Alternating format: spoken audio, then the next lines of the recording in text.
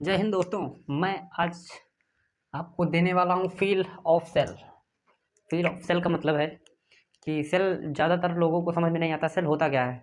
तो आज हम उसी को फील करेंगे, सेल होता क्या है, ये वर्क कैसे करता है, इसका फंक्शन कैसे होता है। तो पहले हम इसका किताबी डेफिनेशन समझ लेते हैं। जैसे हमारी एनसीईआरटी में जो डेफिनेशन दिया उसको, cell is the structural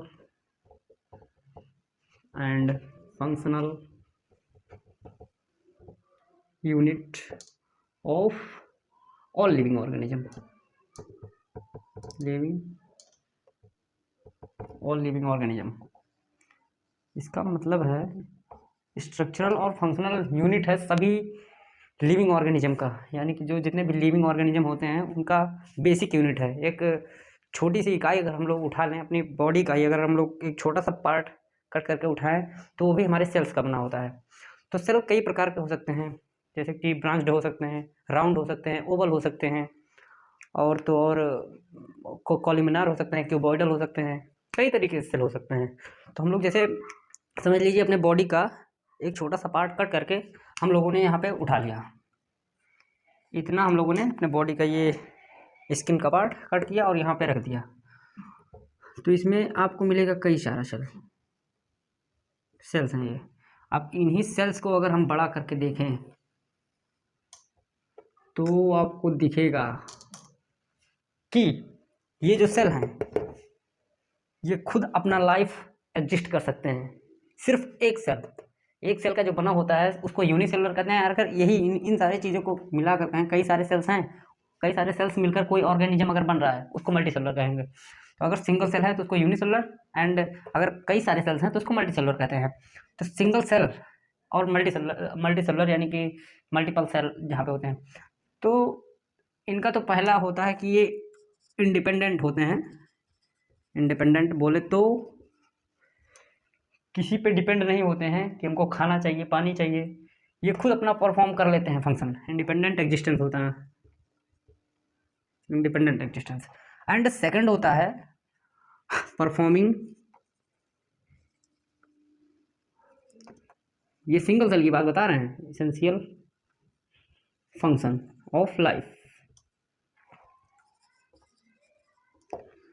single cell जो होता है, हमारा अमीबा ही ले लीजिए, तो वो इंडिपेंडेंट एग्जिस्टेंस होता है, मतलब किसी पर डिपेंड नहीं होता कि आप हमको खाना ला के, यानी कि वो ऑटोट्रॉफ होता है, खुद का खाना खुद बनाएगा और खाएगा, यानी कि इंडिपेंडेंट एग्जिस्टेंस हो गया। And second is performing essential function, जो इनके लिए ज़रूरत है वो अपना परफॉर्म खुद से ये करते हैं, यानी कि इनको किसी की ज़रूरत नहीं पड़ती।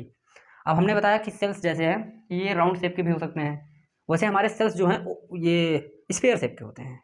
इस तरीके से सेल होते हैं। और उन सेल के अंदर हम लोग पाएंगे न्यूक्लियस, पाएंगे ईआर, पाएंगे न्यूक्लियस हो गया, ईआर हो गया, माइटोकॉन्ड्रिया, लाइसोसोम, क्लोरोप्लास्ट, ये सारी चीज़ें हमको देखने को मिलेंगी।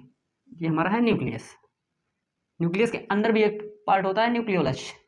ये अगर हमारा है न्यूक्लियस, ये हमारा सेल है न्यूक्लियस, न्यूक्लियस है। अब यहाँ पे हमारे होते हैं एंडोप्लाज्मिक रेटिकुलम हो गए, लाइसोसोम हो गए, क्लोरोप्लास्ट, वैक्यूल, माइक्रोबॉडीज होते हैं, राइबोसोम्स होते हैं। यहाँ पे आपको पता है कि डीएनए होते हैं यानी क्रोमोसोम्स होते हैं। तो और हमारा क्या बचता है, फर्स्ट से सेकंड पैराग्राफ में जो अगर हम आते हैं तो हम देखते हैं कि हमारा सेल जो है डिस्कवर किसने किया। सेल जो है डिस्कवर किया था रॉबर्ट हुक ने। रॉबर्ट हुक ने डिस्कवर किया था सेल। रॉबर्ट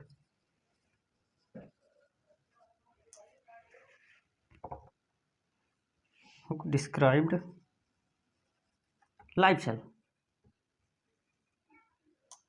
सॉरी ये डेड सेल इन्होंने डिस्कवर किया था,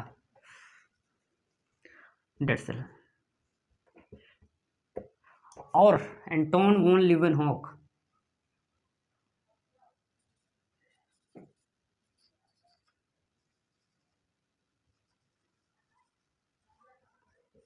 इन्होंने डिस्कवर किया था लाइव सेल को। और हमारे इसी पार्ट में दिया गया है, हमारे फर्स्ट पैराग्राफ में ही दिया गया था कि जो न्यूक्लियस है इसका डिस्कवर किया गया था रॉबर्ट ब्राउन के द्वारा। रॉबर्ट ब्राउन ने डिस्कवर किया था। तो थैंक यू, मिलते हैं नेक्स्ट लेक्चर में। जय हिंद।